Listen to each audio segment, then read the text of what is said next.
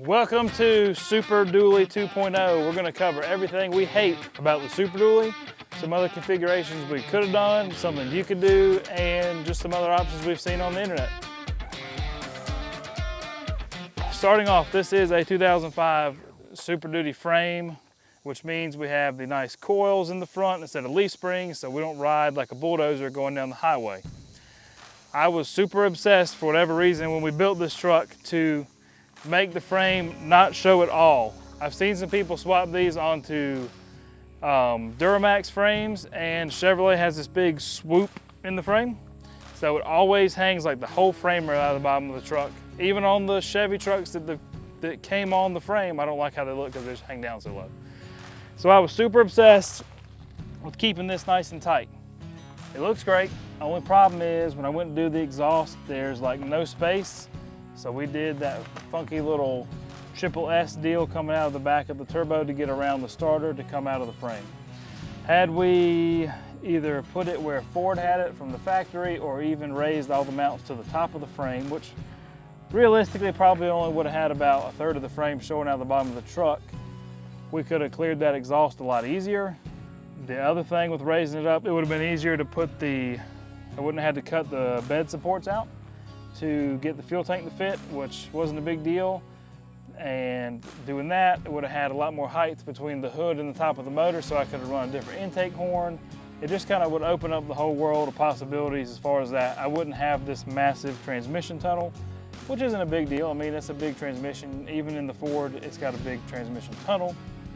Not a big deal. Something I did see the other day that'd be cool to do for the tunnel is people used a grease barrel, which is kind of like a, I don't know, it's probably about the size of like a keg, but it's already round and everything. It'd have been really easy to throw in there. So that was just a cool idea I saw to remedy that issue. All right, so the other con to making the body higher, to get the body line right on the bed, you would have to raise this up, which would leave you seeing straight across here, and you'd have to make like a little bezel for it. Not a super big deal, but kind of annoying. And then the B&W hitch that we got this for the Ford F-250 wouldn't fit in here. It would fit, but you'd have a big gap, so you'd have to kind of figure out how to make that gap up a little bit. Not a big deal, you could probably go. I probably could have got my guy Scott to make a custom gooseneck hitch for it, but you wouldn't have been able to go off the shelf. In this whole build, I was just kind of trying to be off the shelf with as much stuff as I could. So if I ended up somewhere on the side of the road, I could just go to the parts store, grab something, throw it on, and keep on going with wherever we were headed. All right, the other thing I would have changed, it just would have made life with the second gen Dodge intercooler and stuff so much easier, is they have a core support, you can buy it. The dang thing's $100. If I'd known that, I'd have done it because it'd have saved me a lot of time. But basically, it comes through here, goes across here, comes out and goes back up here. Basically, it surrounds the tank, the intercooler, all that stuff, and you just bolt right to it instead of having designed whatever I designed in here to do that. The only other thing I would have done to the truck is I would have gone through the motor ahead of time when it was out of the truck and gone ahead and put valve springs in it, governor spring kit in it, and basically done all the soup up things you can do minus the camshaft and all the super crazy high performance stuff, just to go ahead and beef it up a little bit. But we're gonna be doing that a little bit later on. It's just gonna be harder because the motor's in the truck. But do that, mount the body a little bit higher. Of course, if you mount the body a little bit higher, you wouldn't have to buy a lift kit. This truck's probably never gonna see a lift kit because it's pretty much exactly where I want it to be at. But if you mounted the body higher, you did have a little bit more taller tire options. Of course, on a dually, doesn't really matter. I have thought of how cool it would be to build a single rear wheel version of one of these and put like a 6-liter LS in it on the Ford frame. If I was gonna do that, I would probably just do a flatbed. I would have done a flatbed on this truck if I didn't have this super nice dually bed that came with the truck when I bought it, purely because I could have saved $750 cutting the frame. And then if I had a super big dually flatbed, I could just drive side-by-sides and four-wheelers right up on the bed, strap it down, and go wherever I want to, not have to have a trailer. So some give and take. I think it'd be cool to do a Suburban one of these or a crew cab single rear wheel with an LS in it, just because the LSs are a little bit easier to work on, and I've had good luck with them. You probably get a little bit better fuel mileage.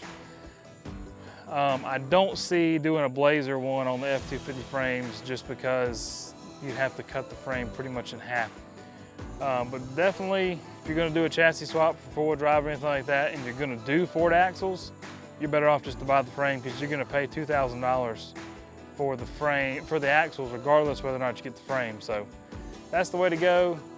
Super Dually 2.0 wouldn't be a whole lot different, just a little bit different, but that's why you build them, because you can always figure out what you want to change and go back and do later on. We'll go ahead and actually cover a couple of the mods we did here that we actually like and that we would definitely do on all the other vehicles that I have or would build in the future. All right, so one of the mods, probably my favorite mod on this whole truck that we did, is the steerable fog lights underneath here. Technically they're not DOT legal. I've not been stopped with them on yet. They're still lower than even like a lifted pickup truck's fog lights. They're LED aux beam pods. Of course, we have the aux beam switch in the truck, which I would definitely do that again. We still have 4 available slots, and we could even go and combine some stuff. I did make that cool little housing for it right there to set up in, and then it's super easy to hit. It's not too bright at night because it'll dim itself down depending on the light. We did these magnetic rock lights. We did 6 of them, so it's really the JK Unlimited kit, but they do this truck fine because by the time that last one stops, the steerable fog lights are up there, so you really don't need the white lights. Did that kit. They're magnetic, so they're super easy to put pretty much anywhere. They don't come off when you pressure wash them. They get a little grime on them, you swipe them off, you're good to go. They're really, really bright. They're nice if you're working under the truck. They're nice if you're out riding on your property, getting out, getting gates and stuff in the dark. You're not stepping on puddles and snakes and God only knows what else. Those are super cool. We actually did 6 down there. You can't see them in the daylight, but we did 4 in the bed of the truck here.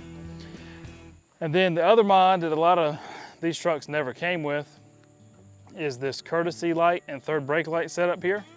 It's an LED kit. I got it from LMC, I believe. It's got 2 rows of LEDs, or when you stop, it's got a single row of red brake lights. It's just kind of a cool modern touch to the truck. We did that. Obviously, we got vintage air.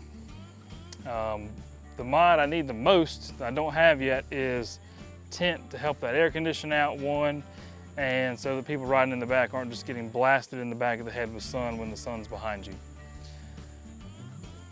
Only other thing we're gonna add, hopefully, is some airbags, and then I think we're pretty much gonna be there. We're gonna upgrade the interior, of course, and do the high country swap later on, but other than that, that's pretty much all the mods. This toolbox actually came out to be really handy because we have the camper shell, obviously, so you can't have a toolbox lapped over here on your bed.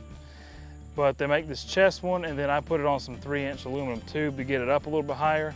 So now we can put the camper shell on and off as we please and still have the toolbox in the bed.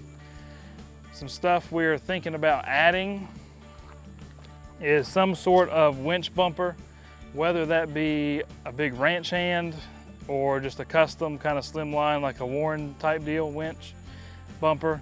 Not really decided yet. The problem is the Ford frame rails are wider than all the Warren ones that were old school like this, so I'd have to build one and paint it black or silver, or just do a full ranch hand, which is cool because if I got one for a Ford, it would just bolt up here. And then Fab 4 makes a winch tray that we could sandwich between it, and we wouldn't have to use that goofy looking receiver hitch that the ranch hand style bumpers come with. So there's some options there. Definitely let us know your opinion on those. And if you know anyone that has a sick retro truck bed camper for a long bed, let us know, because I'm kind of looking for one. I'd love to get that and do some more adventure type videos. So if you got one, or you know someone that's got one, or you got one you want to give away that needs a little bit of work, let us know in the comments or shoot us a message on Instagram or YouTube or wherever, because I'd love to come pick it up and start doing some videos on that.